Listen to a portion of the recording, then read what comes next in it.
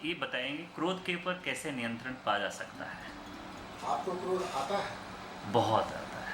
किस बात पर? ये हम समझ नहीं पाते हैं किस बात आता है। कभी कभी आ जाता है। किसके ऊपर आता है? किसी के भी ऊपर आता है, अपने ऊपर आता है, दूसरों के ऊपर भी आता है।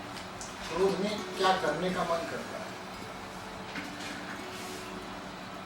नियंत्रण खो जाता है, करने का ईगो हर्ट होता है। ये देखा जाए तो वो कंट्रोल नहीं हो पाता है। उसके बाद कोई भी चीज़ आप चाहते हैं, चाहे किसी का अच्छाई हो बुराई हो, उसको ठीक करने के लिए आप कोई परामर्श देते हो, कोई एक्शन लेते हो, बट उसके कोई नियंत्रण आपके पास नहीं होता है।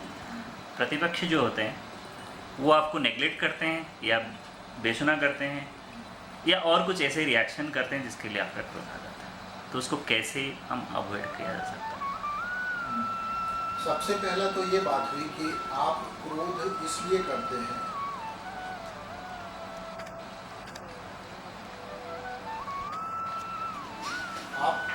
आपको क्रोध इसलिए आता है क्योंकि आप दूसरे से अपेक्षा रखते हैं सुधरने की, आपके मन मुताबिक चलने की, या फिर उसको दिए हुए सलाह को मानने की। अगर आप ये इच्छा खत्म कर सकें तो क्रोध आना बंद हो जाएगा।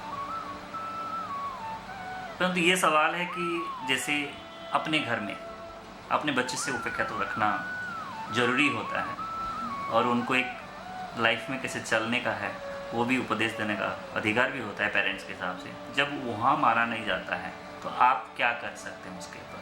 क्या उसको उपेक्षित करेंगे या कुछ ऐसे चीज़ें आपको लेना पड़ेगा स्टेप जिसके लिए आप उत्तरदायी है या नहीं है? ये चीज़ जो नहीं मान रहा है उसका पॉइंट ऑफ व्यू समझ। आपका पॉइंट ऑफ व्यू सही है कि मेरी बात नहीं मानी गई इसलिए मुझे क्रोध आता है। आपका ये भी पॉइंट ऑफ व्यू सही है कि मेरी जिम्मेदारी है, मेरी रिस्पॉन्सिबिलिटी है, इसलिए मेरा फर्ज बनता है कि मैं इसको सुधारूं। यदि आपके सलाह मशवरे पर अमल नहीं हो रहा तो जो अमल नहीं कर पा रहा है उसके बारे में सोचना पड़ेगा। अभी भी आपका सवाल सही नहीं है। सवाल ये है कि मैं अपने क्रोध पे नियंत्रण कैसे करूं, पर कारण ये है कि दूसरा व्यक्ति अपने स्वभाव को या अपने कार्यों को या अपने डिसीजंस को कैसे मॉड्यूलेट करे आपकी सलाह से, मशवरे से।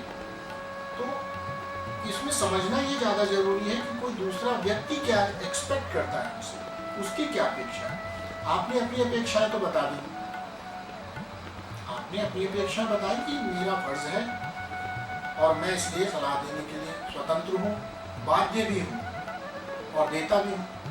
लेकिन अगला जो व्यक्ति है वो आपकी सलाह पर अमल क्यों नहीं कर रहा, अगर इसका थोड़ा सा भी आपको समझ पैदा हो जाएगा तो कम से कम आपका क्रोध कम हो जाएगा।